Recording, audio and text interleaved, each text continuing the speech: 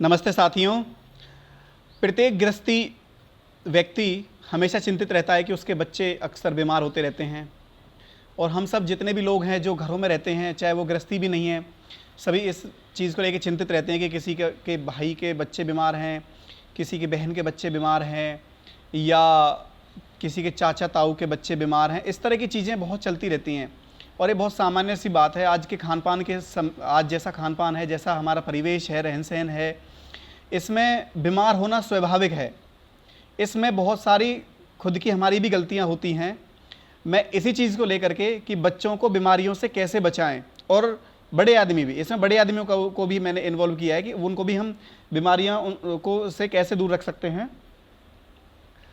सज्जनों, हर चीज़ के कुछ डूज डोंट होते हैं कि कुछ करना है, कुछ नहीं करना है। तो पहले तो मैं चर्चा करूंगा इसकी कि क्या नहीं करना है। जैसे कि शहरी जीवन में हम देखते हैं, हर 2 घंटे में 3 घंटे में कुछ ना कुछ हम मुंह में बकरी की तरह मुंह चलता रहता है लोगों का। शहरी परिवेश की मैं बात कर रहा हूँ, मैं सब लोगों की भी बात नहीं कर रहा, पर अधिकतर लोगों की बात कर रहा हूँ कि हर 2 घंटे में कभी चाय पी ली है, कभी कुछ ब्रेड खा लिए हैं, कभी कुछ बिस्किट खा लिए हैं, कभी कुछ और कोई आ गया घर में तो फिर कुछ खा लिया है। हर 2-2 3-3 घंटे में कुछ ना कुछ खाते रहते हैं। तो इससे हमारी पाचन शक्ति बहुत धीमी पड़ जाती है। अब क्या चीज़ों को नहीं लेना है, इस चीज़ को मैं विस्तार पूर्वक आपको बताऊंगा। ब्रेड, बिस्कुट, पापे, चिप्स, कुरकुरे, इस तरह की चीज़ों को बिल्कुल आप अपने घर में लाना बंद कर दो।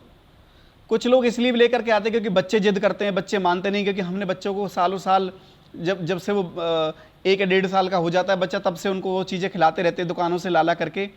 तो इस तरह की जो चीज़ों को आप खिलाते हो तो ये पेट में जम जाती हैं। पेट अच्छे से साफ़ नहीं हो पाता, आंतों में ये चीज़ें जमती हैं, ये चिपक जाती हैं। इससे जुकाम, खांसी, बुखार अधिकतर होता रहता है। कभी ज़्यादा दस्त लग जाते हैं तो कभी बिल्कुल उसका जो मल है वो नहीं निकल पाता है। तो इस तरह की चीज़ों को सबसे पहले आप घर में लाना बंद करिए। आप बिल्कुल मानकर चलें, आप कुछ समय ऐसा करके देखें, महीने 2 महीने आप ऐसा प्रयास करें, बिल्कुल बच्चों को ऐसी चीज़ों से दूर रखेंगे तो मैं बिल्कुल गारंटी देता हूँ इस चीज़ की कि आप अपने बच्चों को पहले से कहीं ज़्यादा स्वस्थ आप देखेंगे। इसके अलावा ये चीज़ें जब आप बंद करते हो तो इसके एवज में करना क्या है, ये चीज़ें कि ये नहीं करनी है, लेकिन अब करना क्या है ये आपको देखना है। बच्चों को प्रतिदिन कोई ना कोई एक फल जरूर ही खिलाओ। जितना पैसा इन ब्रेड, बिस्किट, पापे, चिप्स में आप खर्च करते हो, इतना ही पैसा आप फलों पे खर्च करो।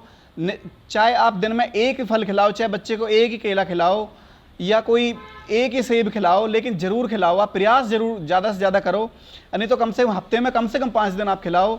आप अपने बच्चे के शारीरिक विकास को बेहतर पाएंगे। अब दूसरी चीज़ है, बच्चों की जो फिजिकल एक्टिविटीज़ हैं, बच्चों को योगा, प्राणायाम, बच्चों को खेलने के लिए समय ज़रूर दें। सिर्फ पढ़ाई का नाम दे करके उनको ज़्यादा मेंटली स्ट्रेस ना दें, उनके दिमाग को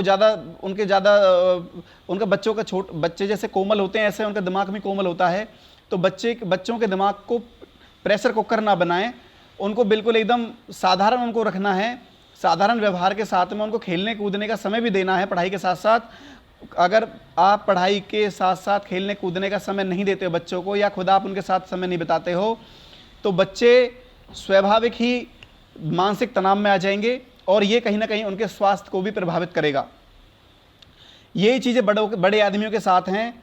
जब अगर किसी का पेट साफ नहीं होता हो तो बिल्कुल उनको कम से कम भी, अगर आपने एक बार खाना खा लिया है, तो अगर आप शहरी जीवन जी रहे हैं, शहर में रहते हैं, तो आपको कम से कम एक बार भरपूर खाना खाने के बाद में कम से कम 8 घंटे आपको कुछ नहीं खाना है।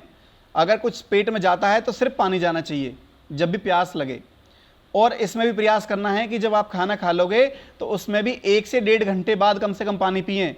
जिन लोगों को गैस की समस्या ज़्यादा रहती है, जिन लोगों का पेट अच्छे से साफ़ नहीं होता हो, वो लोग इसको प्रयास करें कि जितना खाना ले रहे हो उसके एवज में कम से कम भी, जैसे कि आप 500 ग्राम अगर आपने खाना लिया है तो कम से कम 250 ग्राम उसके साथ सलाद भी अवश्य लें। जितना खाना है उसके कम से कम आधा सलाद लें। और फिर उसके बाद में पानी कम से कम 1.5 घंटे 2 घंटे तक ना पिएं। अगर प्यास लगती है तो उससे पहले भरपूर पेट भर के पानी पिएं। उससे भी कम से कम 1 घंटा पहले, खाना खाने से 1 घंटा पहले पेट भर के पानी पिएं।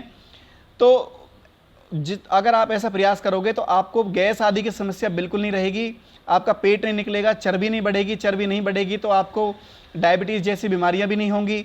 और जो लोग गांव में रहते हैं, जो शरीर से ज़्यादा हार्ड वर्क करते हैं और उनको अगर गैस आदि की समस्या रहती है, तो वो एक बार खाना खा करके और कम से कम 6 घंटे का उसमें गैप दें, तो आप निश्चित तौर पर ही पेट आदि समस्याएं, आपके पेट की बीमारियों की समस्याएं बिल्कुल आपको नहीं आएंगी।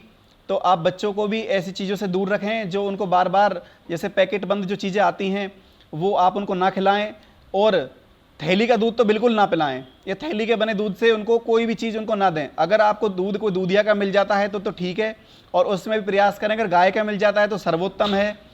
और आप अगर गांव आदि में रहते हो तो भैंस का दूध है तो उससे भी थोड़ा परहेज करके अगर गाय बांध सकते हो तो वो भी आप प्रयास करें।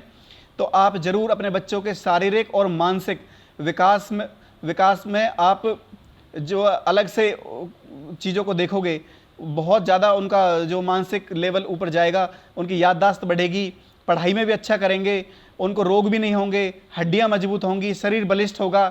तो आप ऐसी चीज़ों का आप ज़रूर प्रयास करें। अगर मेरी बात आपको अच्छी लगे तो इसे और लोगों के साथ भी साझा करें। नमस्ते जी।